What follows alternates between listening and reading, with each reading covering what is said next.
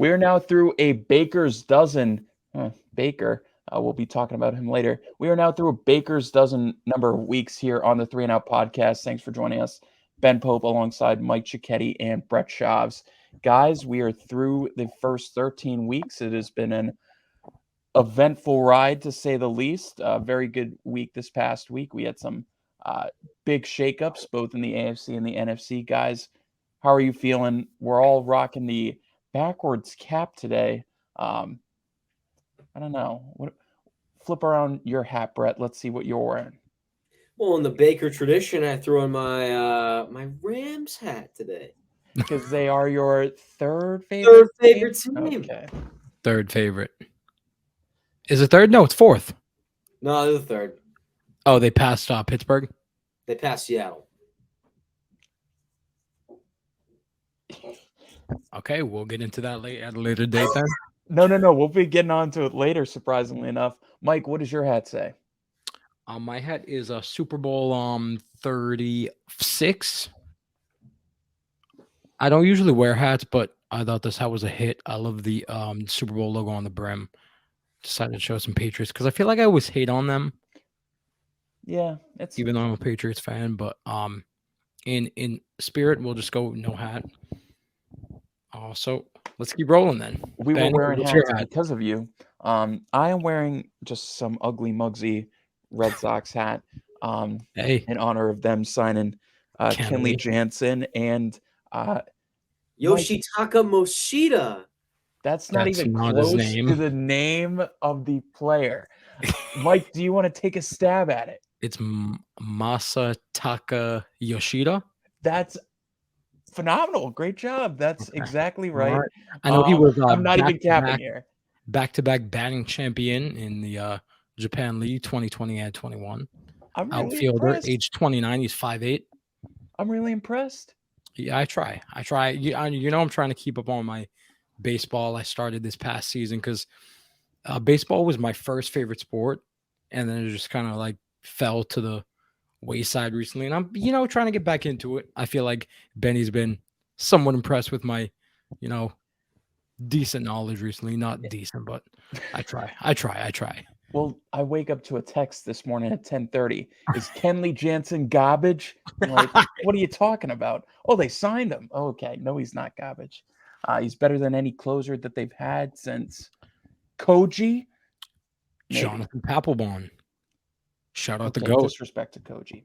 But we can get right into it. Our first topic of the day. I mean, it's me. You know who I'm going to talk about. I'm talking about Joe Burrow and the Bengals. There's big matchup this past weekend. The reigning AFC champs in the Cincinnati Bengals hosting the de facto AFC lead with the Kansas City Chiefs, and Joe Burrow moves to 3-0 in his career against the Kansas City Chiefs. Has a really good drive to start off the game. Really was holding the Chiefs in check pretty early on into this game. They kind of fought back into it in the third quarter, but a couple of clutch drives in the fourth quarter were able to ice it with a clutch T. Higgins third down conversion to end the fourth. End up winning 27-24 in this one.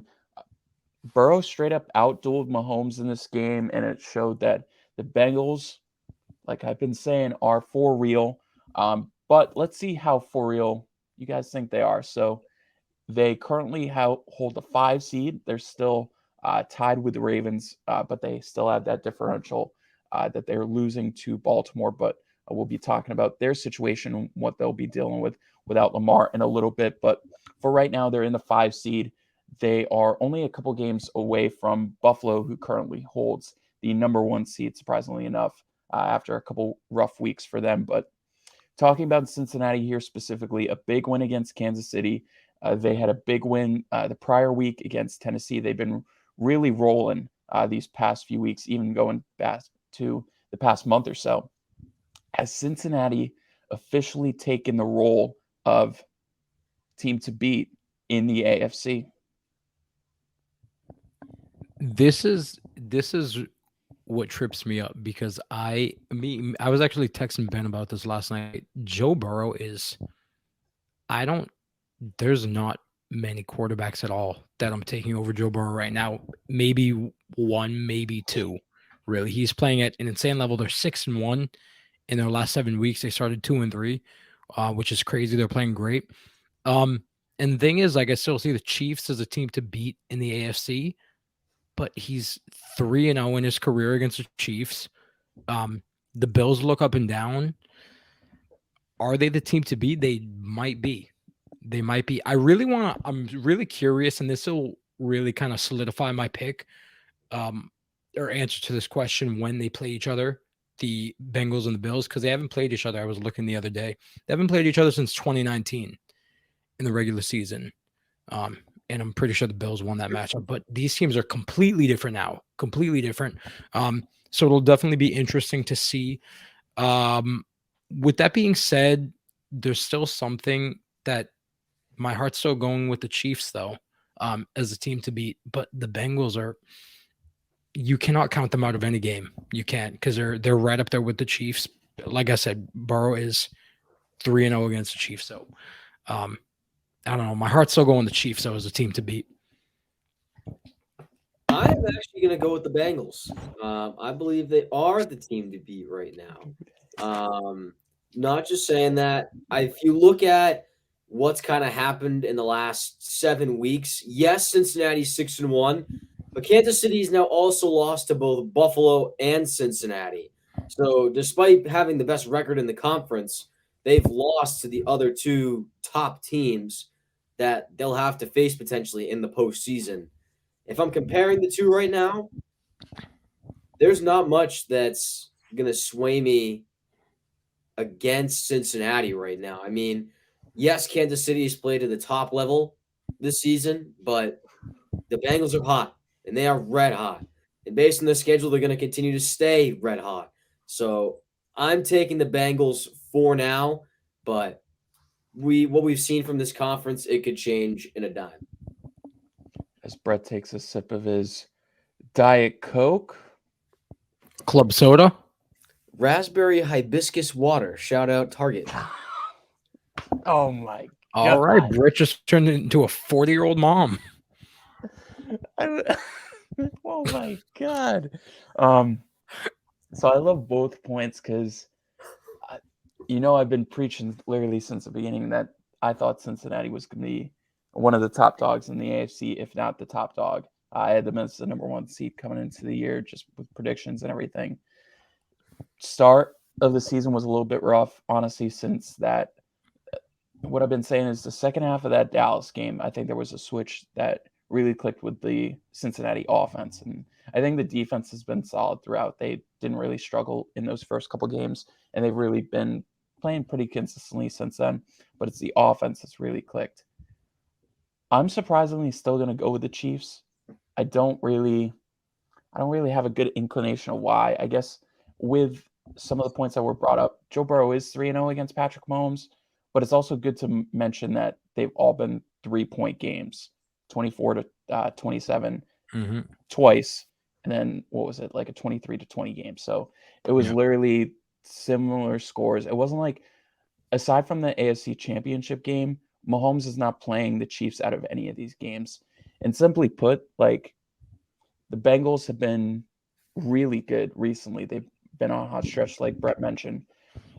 In the past 4 games, I know this was a really big issue in the beginning of the season, how much Joe Burrow was getting sacked. And we were like, oh, what happened to all these upgrades that the O-line made?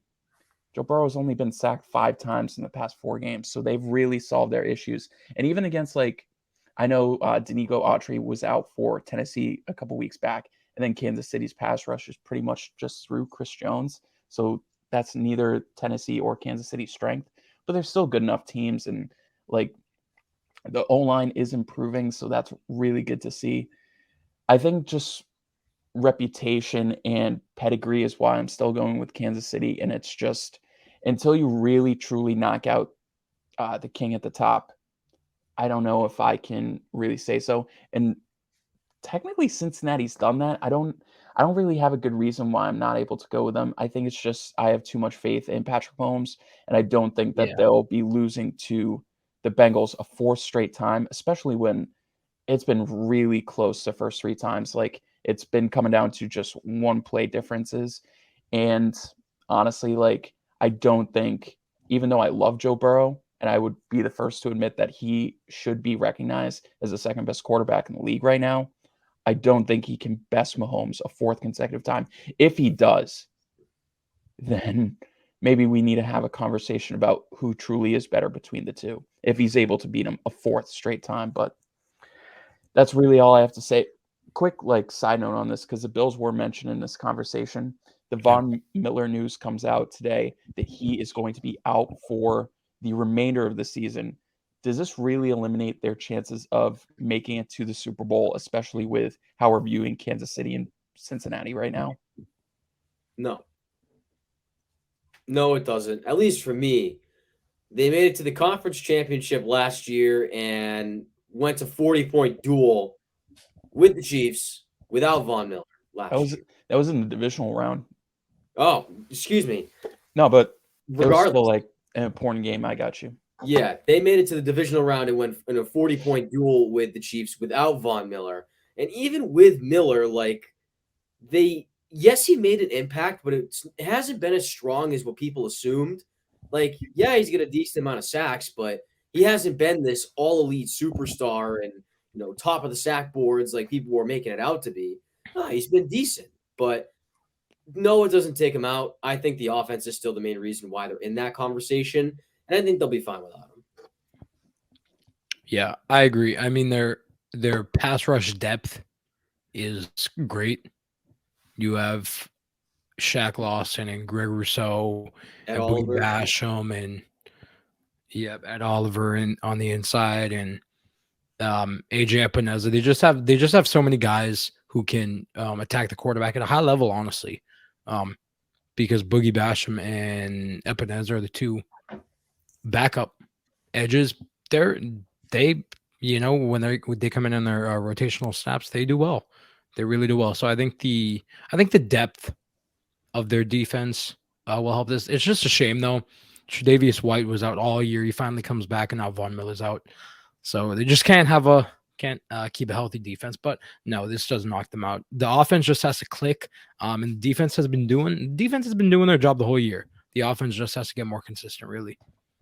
No, I agree with that. I think it's tough with Vaughn coming out because I think he was one of the biggest difference makers, like, for Buffalo going into like what you thought would be a deep playoff run for them. I think one of the reasons why I do have a little bit more confidence is they've actually been able to establish a run game in recent games. With Devin Singletary and James Cook has really been getting a heavier snap share over the past few weeks as well since the bye. So that's a really good sign to see. He's a great pass catcher. He's really taken over that 2 role. Maybe honestly could take over that 1 role just because I think he can be as an effective runner as Singletary is, and he's definitely a better pass catcher. So that's good. And then again, like, I don't think with Cincinnati or Kansas City, they really have a pass rush that really overwhelms the opposing quarterback either way. So they're kind of on that same level. So it doesn't mean like they're getting outclassed by those top 2 teams. So I still think they're in the conversation, but right. Just curious of what you guys are thinking. Even without Vaughn, I still think they have the best defense over a Chiefs and a Bengals and the top teams in the AFC. Yeah.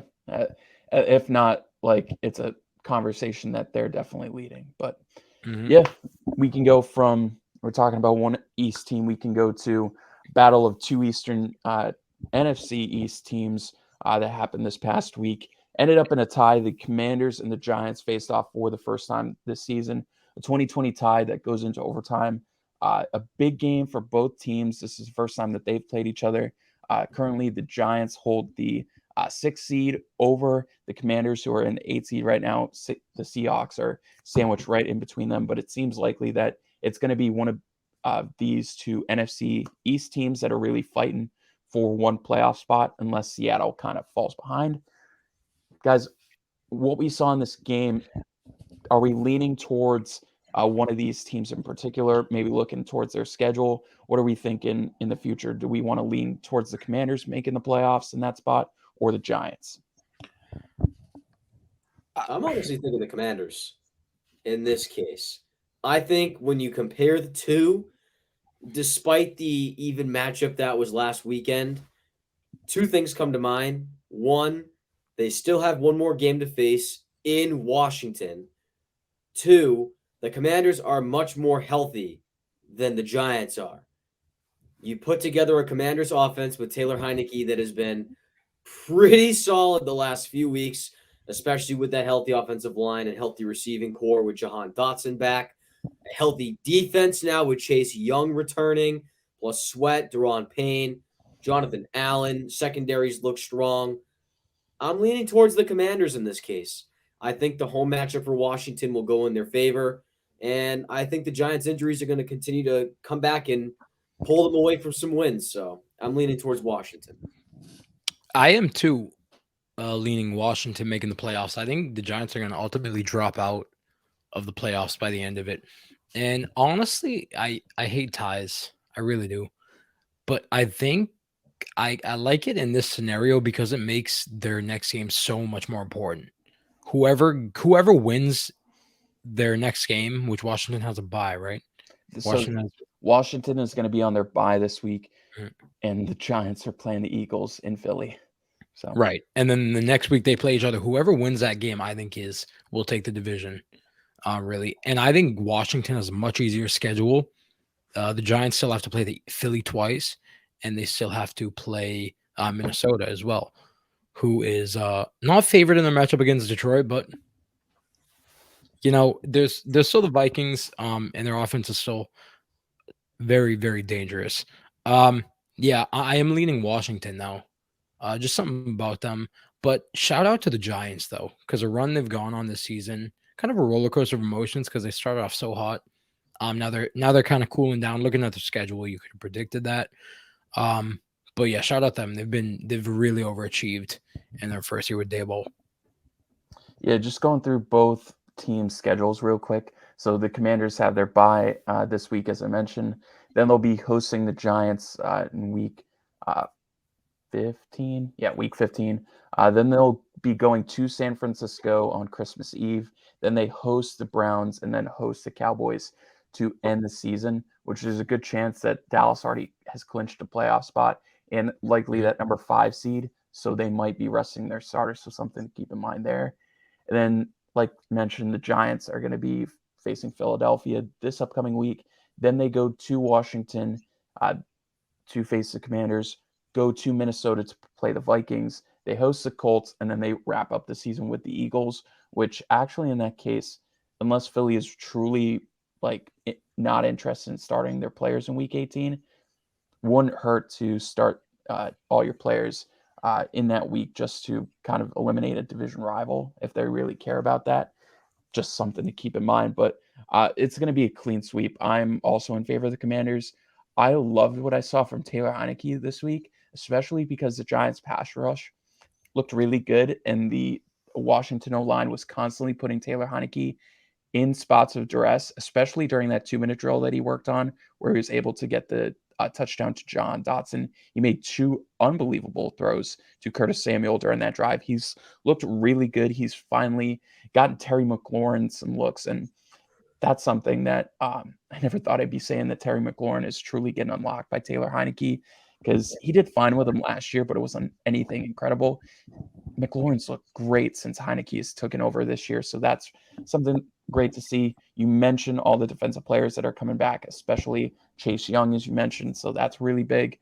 I don't know. I think the Giants have a lot of stuff to overcome, especially with the lack of weapons that they're currently dealing with right now. And I think also Saquon Barkley has looked honestly tired the past few weeks. He really hasn't looked as explosive as he had in recent games. He barely got anything done on the ground aside from a rushing touchdown early in the Washington game.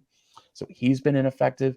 Only real weapon that they've been consistently trusting with is Darius Slayton, which he's a great player, but also like this is a dude that's been benched for 2 straight years.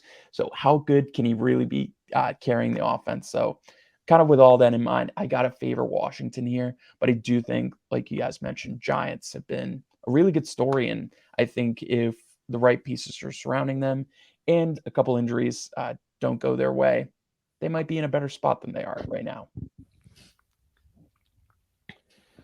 But we can move on We mentioned the Niners in there talking about their upcoming matchup in a couple weeks with the Commanders, so it's kind of a good segue there. Jimmy Garoppolo is dealing with a Liz Frank injury he suffered in the Miami game during that first quarter. He is looking to be out for up to 2 months, which is kind of a big deal there for San Francisco. He might be available for the playoff run, but I don't think that's a guarantee. Just kind of looking at injuries, the Liz Frank injury in general. You look at a guy like Travis Etienne who suffered that during training camp last year. Took him much longer than 2 months to really get back into shape. I understand it's a quarterback versus running back, so you don't really think Jimmy Garoppolo needs to move that much on his feet, but it's something to keep in mind, especially when it's that lead left foot. He's kind of leaning to position himself, but with Brock Purdy, Mr. Irrelevant now under center, they were able to beat Miami and beat Miami handily. They made Tua look really bad, and we'll get into that in a little bit later. But this San Francisco team does truly look, I guess, non-quarterback dependent. They don't need a quarterback to really succeed. They've been an all-star team pretty much with the quarterback as like, I don't know, playing Steve Urkel out at fucking center. But regardless, I don't know. What do we think about San Francisco with Brock Purdy under center? Do we view them any differently than we saw with Jimmy Garoppolo? Just getting thoughts here. I feel like you kind of have to, just because we don't know how Brock Purdy is. He looked decent. He looked fine against Miami, but moving forward, I think we have to see him more. He will have now a week to prepare as the QB1, so we'll see how he does. Who are they playing? Oh, they're playing the Bucks, which will be a tough matchup, even though the Bucks have been disappointing this season. Yeah, I mean, the 49ers, their offensive weapons, I think if your quarterback is serviceable, which Brock Purdy in this game looked to be, I think they're off their offensive firepower and their strong defense. You can't count them out of any games. With that being said, I still want to see more out of Brock Purdy, which is obvious. But yeah, I mean, do I look at them as that strongest NFC team now? No. But I still wouldn't count them out of any game. Yeah, I mean, I think Mike's right in the sense that you kind of have to give a different perspective on the 49ers.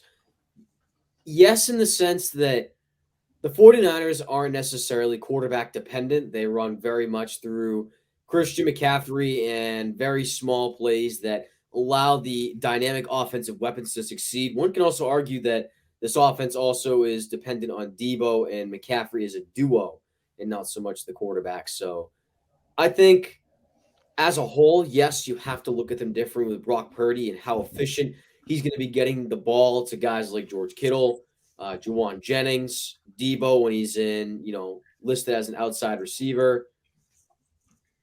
Ayuk. Brandon Ayuk. Thank you for the ad lib there, Benjamin. But yeah, it's going to be intriguing. I don't know how Shanahan's going to pull this off, but seeing what he's done in the past, I have a very strong feeling he's going to pull it off with Shanahan magic. Yeah, I'm not as optimistic. If you look at Kyle Shanahan's record without Jimmy Garoppolo under center, it's awful. It's guys like Nick Mullins. You got Nick Mullins, you got CJ Beathard, you've got oh my goodness, Brian Hoyer, just some really bad quarterbacks. And now you add Brock Purdy to this. You don't know if he's going to be as bad as those guys. Those guys were backups and nothing better than that. In Brock Purdy's defense, though, right? Or Shanahan's defense, the 49ers team is the best it's been ever under Shanahan. That's true. And that's why I'm like, I'm not going to view them any differently because I still think, like, even with Jimmy Garoppolo in their center, I think I probably would have taken Philly. I probably would have taken Tampa. And then I give them probably the edge over like a Dallas or a Minnesota or literally any of the wild card teams that are like fringe, like fun Geno Smith Seahawks or any of the NFC least teams. Oh, they're But getting like, bounced. wait, what? They're getting bounced. Yeah, pretty much. Pretty much. So I don't think I'm changing my opinion too much on them, but also at the same time, like I feel like it's wrong to label them as the Super Bowl or bust team that we kind of called them after they acquired Christian McCaffrey. Like you can't lose two quarterbacks in a season and still label your season as Super Bowl or bust. I don't know if we can do that. So that's why I'm lowering my expectations for them. And with that, go ahead, Brett. I was gonna say, like, I think at this point, like in the situation that they're in, it's not so much Super Bowl or bust anymore, but it's more so, okay, let's see if we can make the playoffs, and if we make it, how far can we go? And sort of just kick the Jimmy G bucket down the road. Because let's say they do make the playoffs and they get past the wild card, you've got Garoppolo available. Do you take that big risk and put Garoppolo under some more jeopardy for that injury? Or do you keep going with Brock Purdy and see how much more you can roll the dice? So I think it's kind of just a hearsay, she say, kind of play it by ear. So I think this Jimmy G injury is kind of eye-opening, if that's the thing, because Jimmy G has been injury prone his whole career. And he's been fine the last 2 seasons. He's been healthy. But I know we talked about even just last week, if Jimmy G wins a Super Bowl, hypothetically, if they win it with Jimmy, what do you do with Trey Lance? I feel like this kind of opens your eyes to how injury prone Jimmy G is and how much can we trust him moving forward. You know what I'm saying? Because he's been his career has been riddled with injuries. I know, like I said, he hasn't been the last 2 years, and I think that's what we're basing, or what we kind of were basing that off of. But just at any moment, he's injured. And this has been his whole career. So I think you kind of that plays a huge factor into what you do moving forward. And this definitely makes things more complicated. If Brock Purdy looks good, oh God, this is going to be tough. You just have to come back to Trey Lance. So that's what they'll end up doing. It's not that hard. Yeah, it kind of makes things simpler in literally ownership's minds and in Kyle Shanahan. So that kind of works out for them. But we can kind of move on to one team that's championship or bust to, I don't even know if I could call this team championship or bust because they're barely at 500. But man, Tom Brady and the Bucs will not die. They literally were losing 2 scores to Andy Dalton and scored 2 touchdowns in like 4 minutes. Only way that Tom Brady can, in duress. I don't know what to think about this Bucs team that they literally can't put up more than 3 points this entire game against the Saints, and then they just find a way to win. See that Chris Godwin was big in this game. Both the running backs had a really effective role. We see that Rashad White and Leonard Fournette kind of sharing a workload. Mike Evans has looked non-existent for 2 weeks now, so hopefully he gets back more involved. But Tom is still finding ways to win. They hold the lead in the NFC South by a couple games now, just because of the way things went with the Saints losing.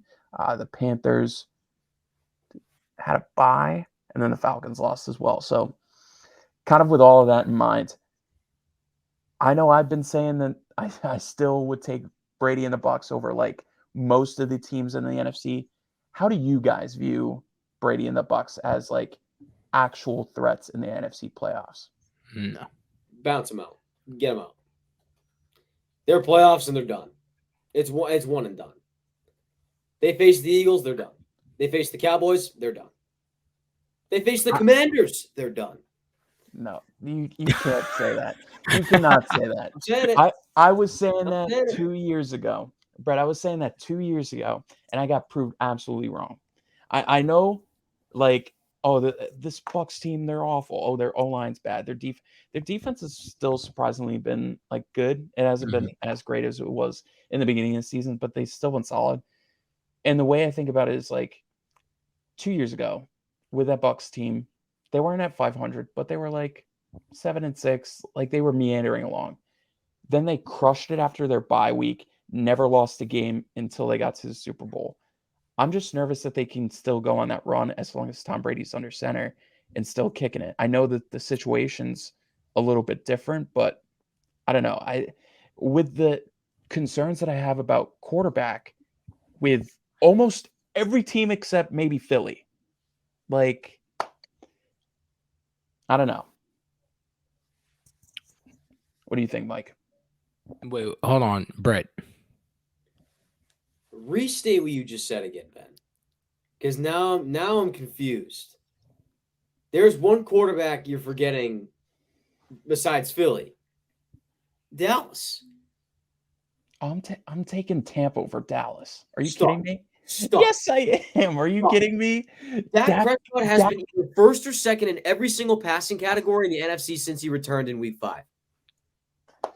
Yeah, and how much of that has been in garbage times when they're playing the Lions beating them out by 40, the Colts beating them out by 40? Like, I don't know. Like, They're dominant. It says they're dominant. He is low key. Mike, tell me what you think about this. I know I mentioned like this was like way back in like week 3 or something. I mentioned like, and this was talking about Cooper Rush a little bit and why he was having so much success because it was all the skill position players that were helping out Cooper Rush. I'm kind of viewing Dak as like I don't know, Jimmy Garoppolo V2 a little bit. Like, honestly, like I think Dak's still like at least like a top 12 quarterback, but I don't think he's like an aircraft carrier that he is really the reason that I would take Dallas over Tampa Bay or any of the other teams in the NFC. I would take Dallas because I trust their defense, but I don't trust their quarterback and I don't trust their coach. You say that, but that's the same thing with Philly. Jalen Hurts isn't the sole reason that I'm taking Philly over Tampa Bay. It's so many other factors. Yes, Dak Prescott isn't like absurd, right? Like he's not like what people perceived him to be 4 years ago, but he's still a very consistent and great quarterback. And there are many other factors on that Dallas offense that propel him to be successful. I'm not questioning the Cowboys whatsoever. I take the Packers game out of the question. I think they beat Tampa Bay by a landslide.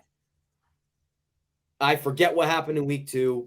Completely forget it. That was not the Dallas Cowboys that they are now. That's just my 2 cents. I don't know if you're going to say What do you something. think, Mike? So here's my thing. So I'm out on the Bucks. I really am.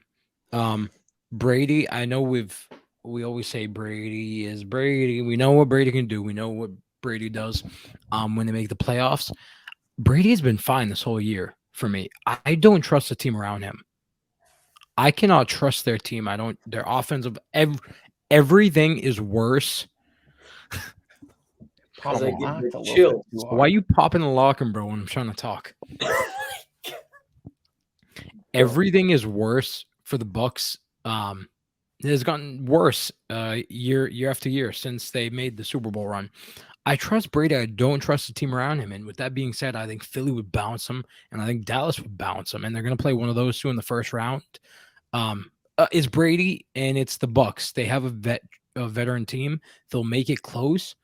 I would pick against them in either of those matchups in the first round. So Tampa is the 4 seed right now. Right now they would play Dallas. Yep. In Tampa. Mm-hmm. Dallas. I would take Dallas.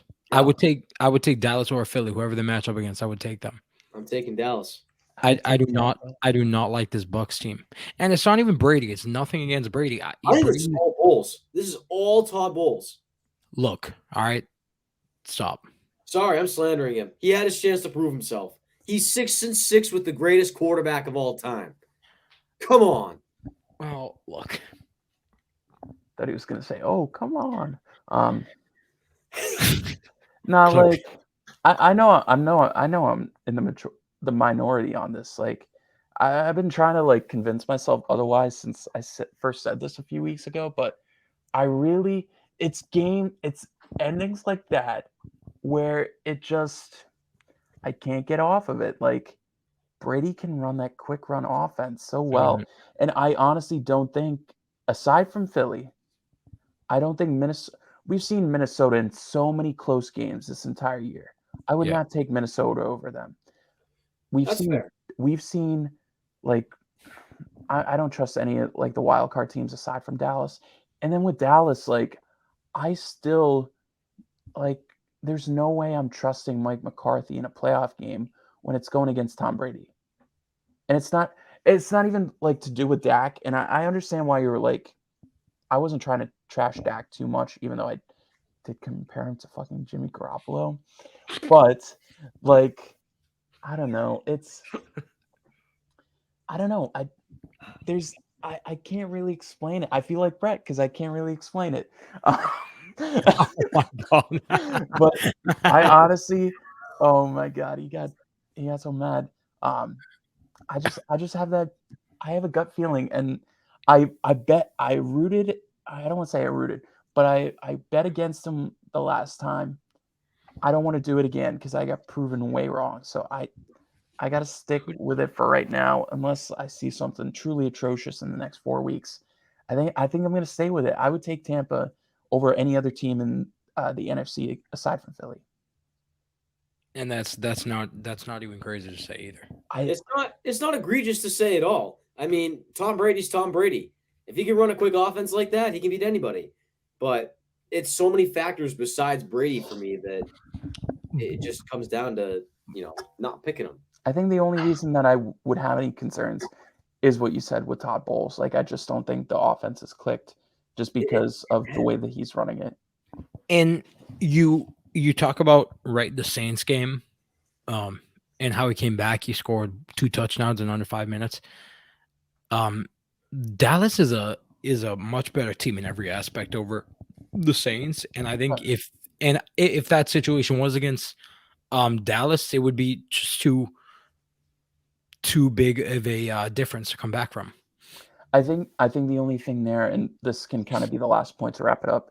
I think if Tampa got a lead against Dallas, I don't think Dallas would be able to come back because I don't trust Dak coming from behind against the Tampa defense, especially when they've been so reliant on the run game since he came back. Like I think they can use it to like kind of get back in a situation, but I don't think that can carry them to like flipping a lead against Tampa. Okay, you watch if Dallas plays the Bucs first round, Noah Brown's gonna have a career game. Yeah, no, Michael Gallup's going to have a career game. We're going to talk about Michael Gallup later on in this podcast. What's Noah Brown's? Hold on. I want to guess Noah Brown, or I want you guys to guess Noah Brown, his highest receiving yards in a game. His highest. I was gonna say I know his age. If that was what you were gonna ask me. No. How many? What's his highest? This season? How old? No. His career. He's been with Dallas since 2017. His highest receiving yards in the game. I want to say he hit like. I'll say like. I'm saying like 85 107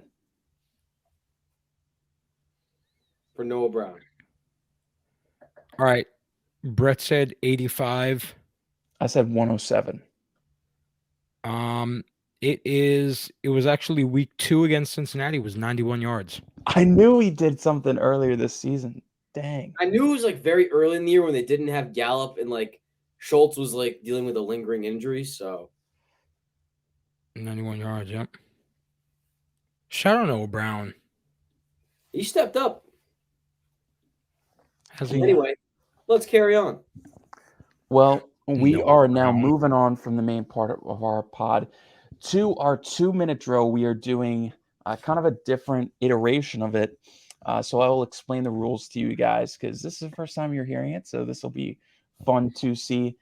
We are playing a game, and I am calling it Odds Are. So the rules are pretty simple. I'm going to be giving you a topic and asking the odds. You're just going to be simply giving me a 1 to 5 in how much you have faith in them. So 1, you have absolutely no faith. 5, you have no doubt that this will happen. So this is Odds Are. Mike has a question. I feel like we can make this. I don't know if this was your plan, but I feel like we could do like you give a countdown, and at 1, me and Brett hold up a number. I feel like that'd make for some interesting conversation. Okay, we can do that if you'd like. And not persuasive, because we know myself, I get easily persuaded. That's true. Wink, wink, wink, wink, wink, wink. And That's Brett true, may as so- well. Wink, wink, wink, wink, wink, wink. So we will do that. So I will give a countdown after I give the topic, and you will both put a number up 1 through 5, and you can talk about your reasoning, but quickly because we're still in the 2-minute drill. So first of all, we talk about Mike's beloved Chargers and how they're garbage. They lose to the Raiders this past weekend, 27-23. Big game for Devontae Adams, 2 touchdowns in the third quarter that pretty much put this game on ice for the Raiders. They have looked good in the past couple weeks, beating Seattle and LA in the past couple weeks, moving their record now to 5-7. You still have teams like the Patriots, the Jets, the Chargers, who they just beat, on that fringe for the 6 and 7 seeds in the AFC. Guys, what are the odds that the Raiders can run the table and steal the last AFC playoff spot? We'll go with a 5, 4, 3, 2, 1. Let's see it. Oh, I'm surprised Mike didn't put it down on 1 because he loves Josh McDaniels as coaching. No, I mean, the Raiders they've gone, 3-0 the past 3 weeks. They've looked impressive. And I've always said the whole season, the Raiders are a much better team than the record, because most of their losses, besides just 1 or 2 maybe at this point, have been within 1 possession. So they just can't close out games. I think 7 losses is too much to come back from. Yeah. yeah. I was gonna say pretty much the same thing Mike said. I think you're just battling against too strong of an odd comparison right now between the Jets and the Patriots alone. I think they're pretty much outnumbered. If the Patriots beat the Raiders, it's game over pretty much. So that's probably their biggest game of the schedule coming up. So I think between those 2 teams, it's very unlikely. But knowing the Raiders, who knows?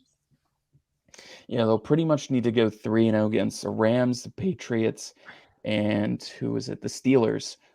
These upcoming 3 weeks to even have a shot, especially because they play San Francisco week 17 and then the Chiefs week 18. So that'll be a tough end to the season.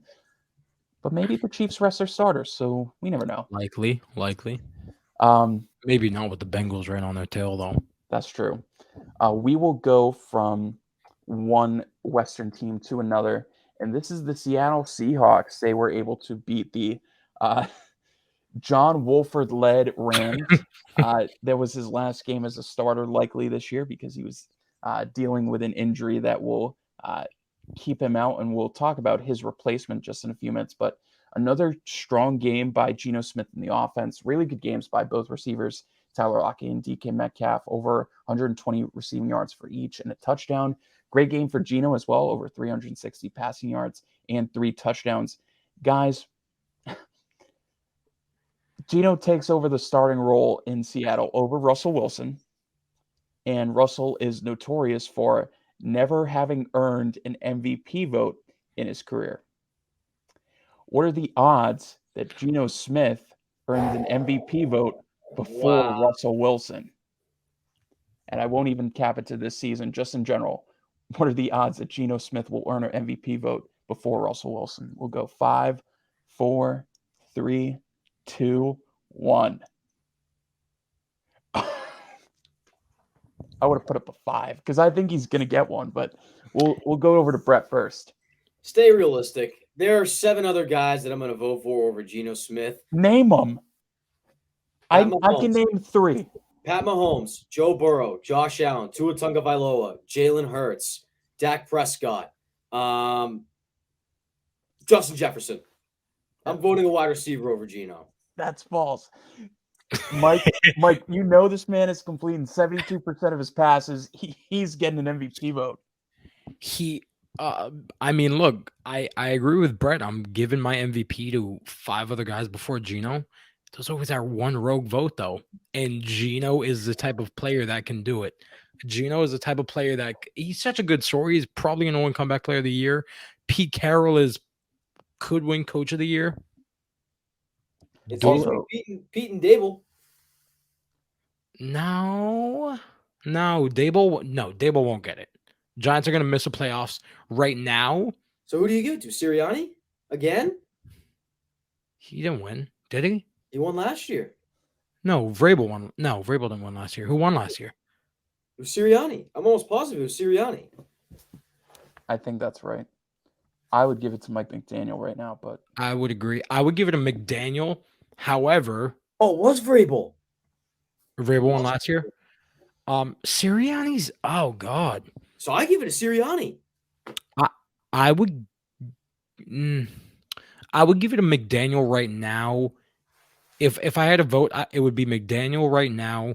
If the Seahawks make the playoffs, which I think they will, I would give it to Pete Carroll, just because of how. that's true. Just because of So yeah, that would be my vote. If right now it's Mike McDaniel. If the Seahawks make the playoffs, I would switch it to Pete Carroll though. Yeah, I mean, the way that the MVP vote works now, you get to vote for first, second, and third place. There is absolutely no earth that I don't see at least one person giving he'll slip Geno on Smith there. a third place vote. He'll slip on there. His numbers are great. He honestly, aside from I think Burrow, Hurts, and Mahomes are the only ones that are clearly having better seasons than him. Otherwise, I think I could make an argument literally with anyone else.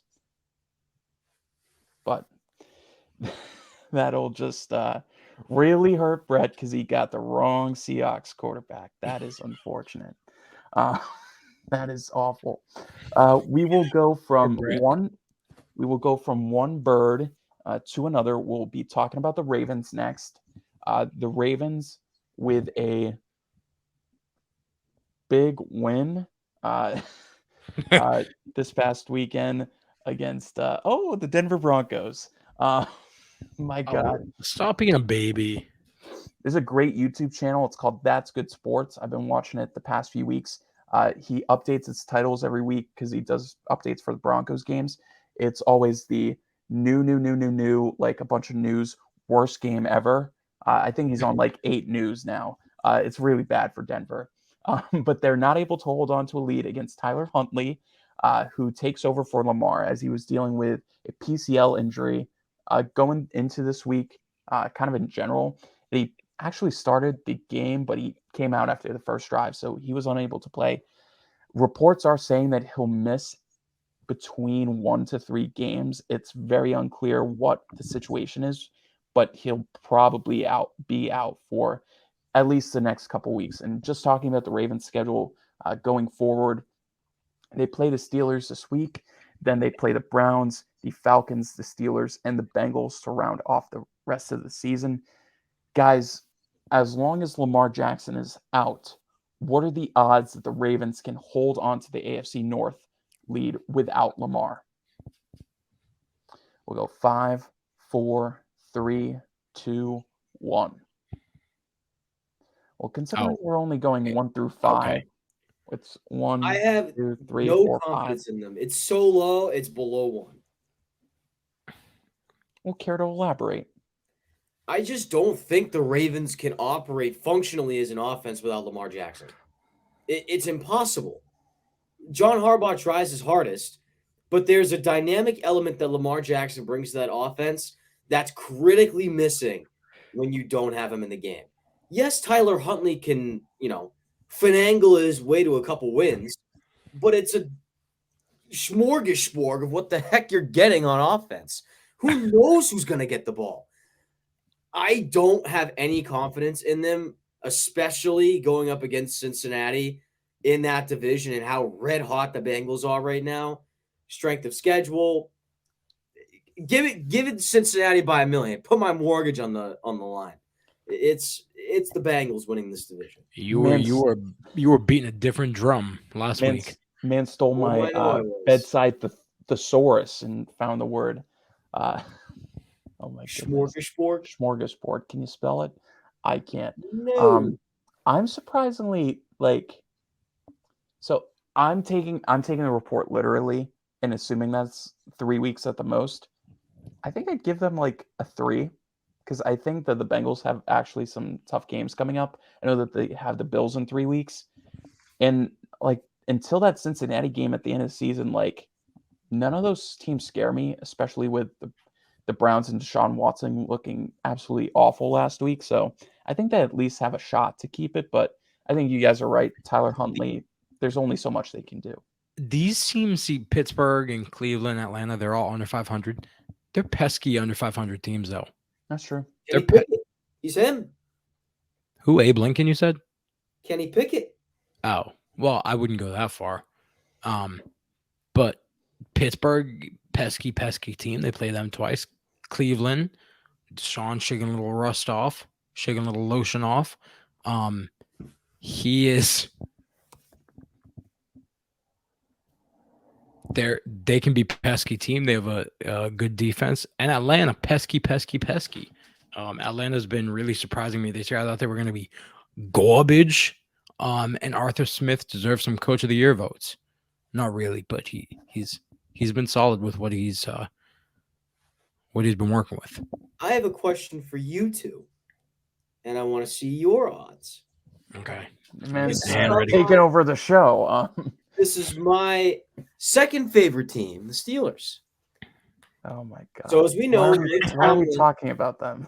Mike Tomlin is notorious for never having a losing record in all of his time as head coach of the Steelers.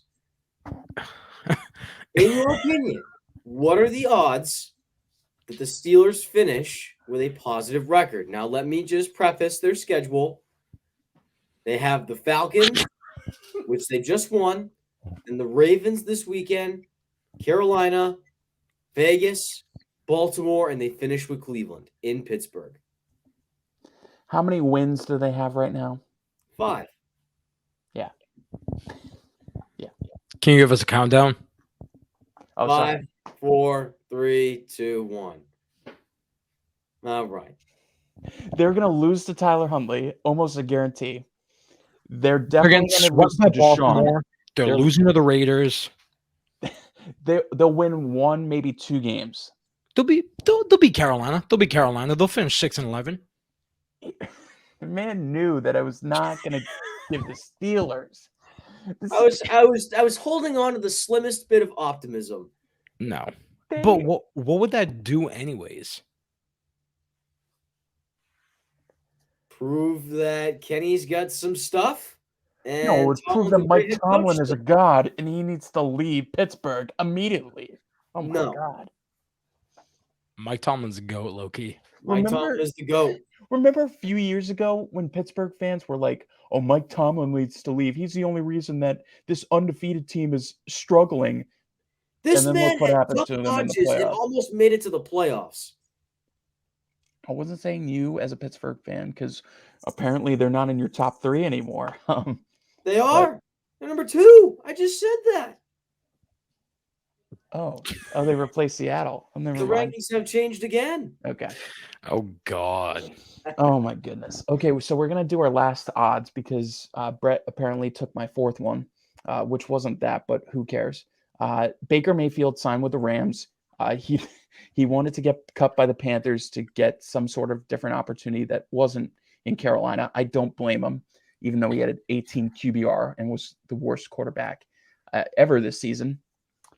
He gets a gig with the Rams. He was trying to get picked up by the Niners allegedly, but obviously that didn't go through because the Rams had higher claim. He might start this week against the Raiders. There's no way that actually happens because I don't. Regardless of if it happens or not, just throw him out there, bro. Just throw him out there. He'll have 2 days of prep. He'll have 2 days of prep, but who cares at this point?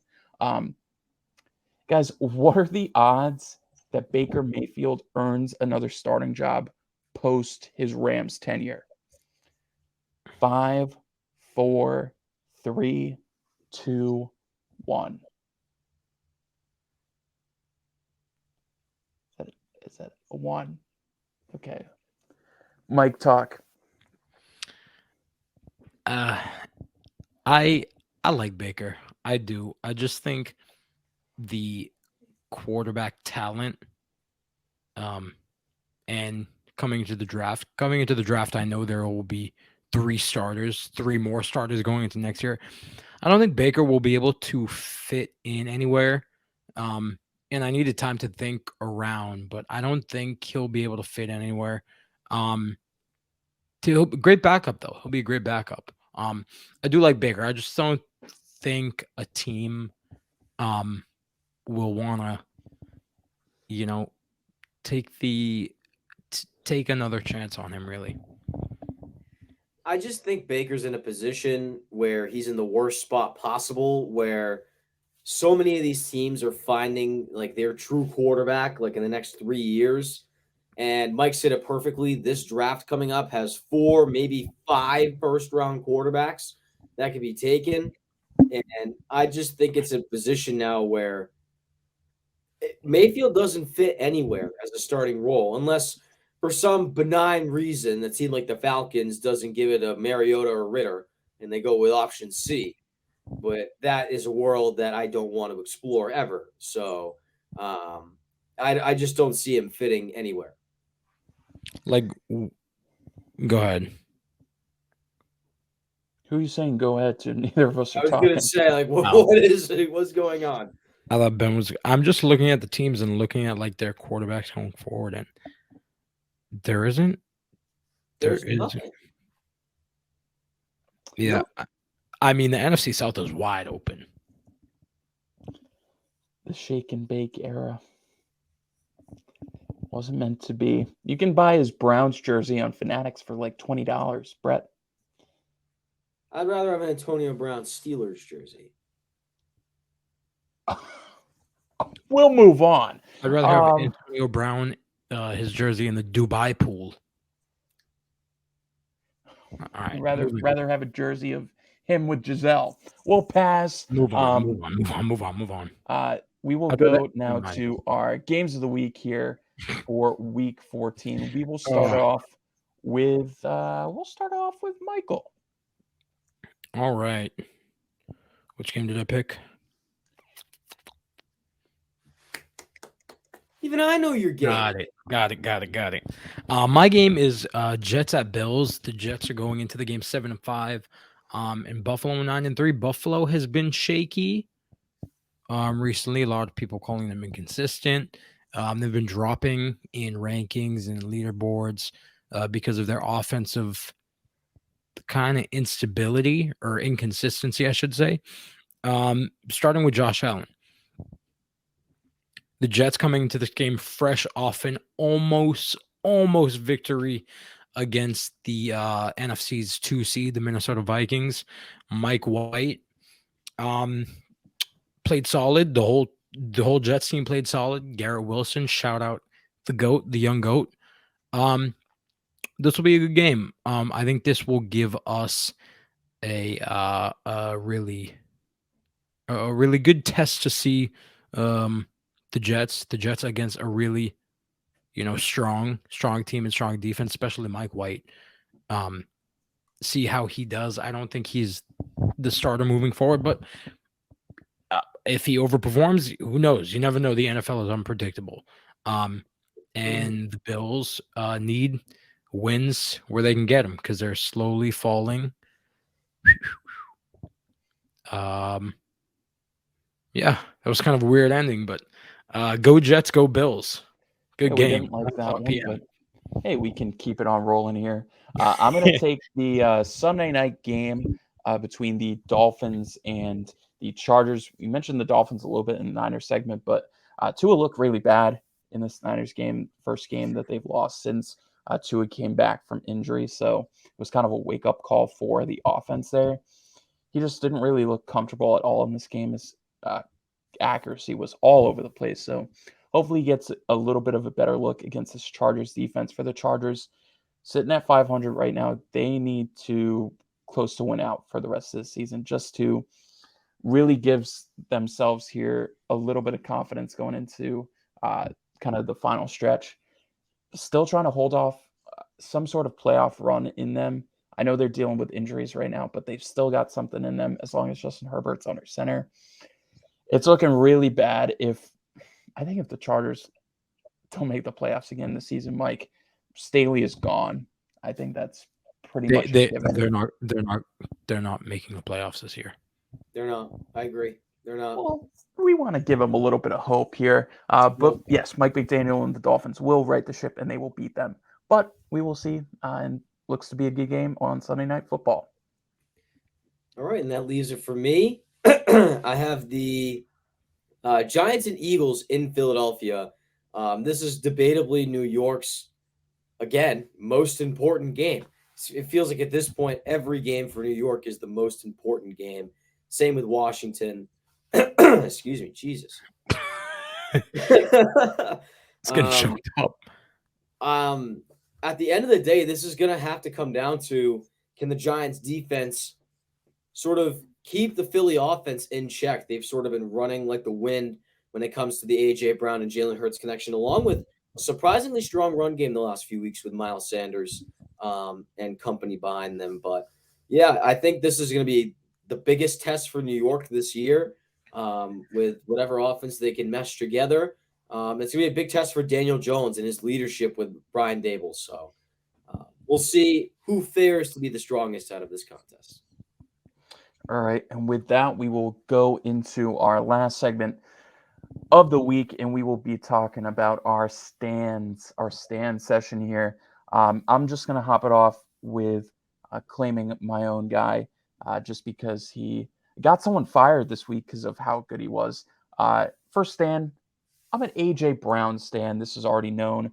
But A.J. Brown got John Robinson, the GM of the Titans, fired because of how bad that move was. It was probably some other things behind the scene. But let us think that A.J. Brown got him fired. 8 catches, over 100 yards, and 2 touchdowns. It should have been 3, but 1 got called back. And then literally the next play, A.J. made the same 40-yard catch for a touchdown. So you guys saw all the controversy on Monday about A.J. Brown and John Robinson get fired. Wasn't he mocking him on Twitter?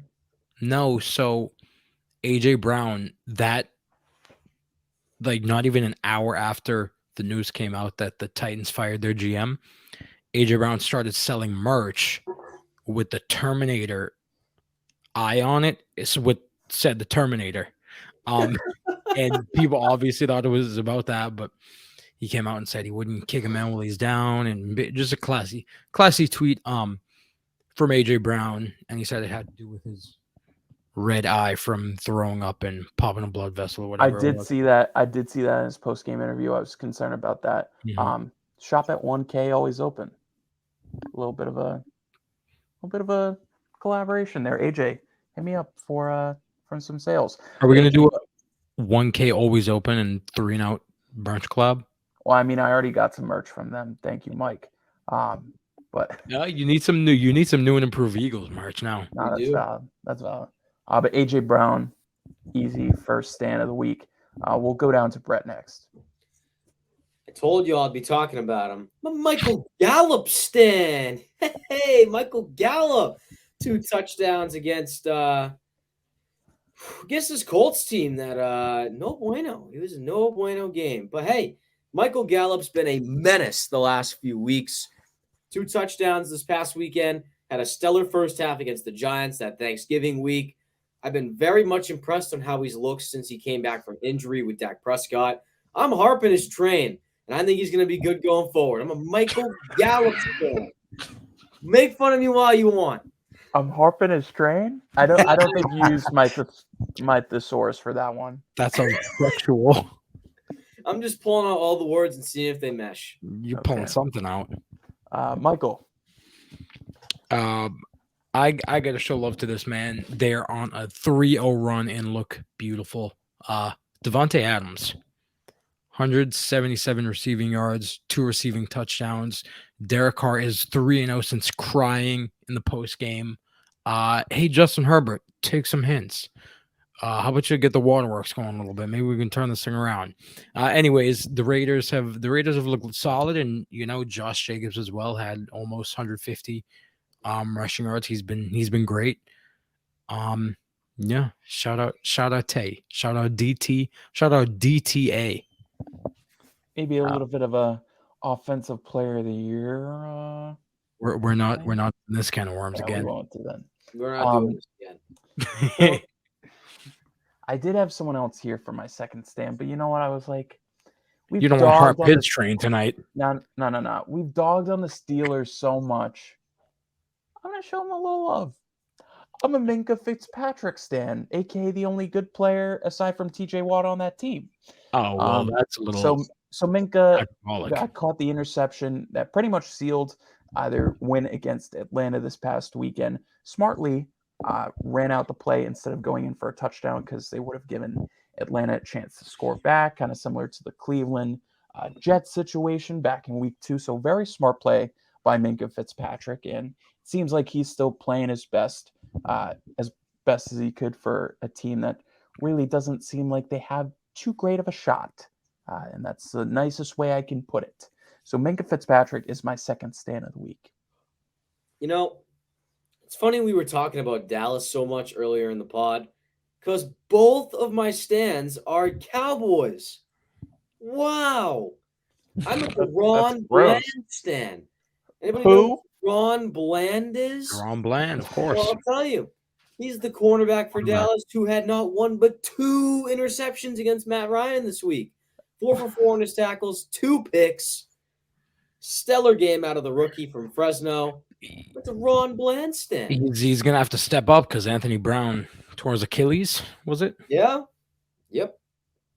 Yeah, so step up, Deron Bland. Mike? I'm a Nick Bosa stan. Nick Bosa, 3 sacks against Tua, and the Miami offense. Nick Bosa is great, now leading the league in sacks due to that 3-sack performance on Sunday. The defensive player of the year race was a 3-man race. Matt Judon's, I don't want to say no show, but kind of disappointing last 2-3 weeks. It's kind of made him slip out a little bit. Now it's going to be a dog fight till the end. Nick Bosa and Micah Parsons. Whoever wins that, they're both very, very deserving. And if they keep on this pace, it's going to be tough to pick one for me when we do our awards coming up soon, right? A few weeks, 5 weeks. Oh, like a month. Oh, that's we're getting there. Yeah. Thank you, Brett. But with that, we are at the end of our road here on the 3 and Out podcast. Make sure you like and subscribe. If you enjoyed the episode, make sure to check us out on all social medias, 3 and Out pod. Numero uno, with Brett giving a yawn to say that he's done. Alongside Brett Schaubs and Mike Cicchetti, I've been Ben Pope. Take care, and always remember, Big Ben is trash.